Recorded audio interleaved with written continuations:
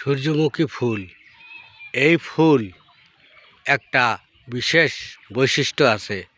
এরা সব সময় সূর্য যেদিকে সেই দিকে মুখ করে থাকে, তাই এরা সূর্যের তাপ পায় বেশি, এবং সূর্যের তাপ বেশি পায় বলেই এদের ফলন বেশি। এবং এই ফুল দিয়ে তেল তৈরি হয়। এই তেল ব্যাপক মানুষের শরীরের জন্য উপকার।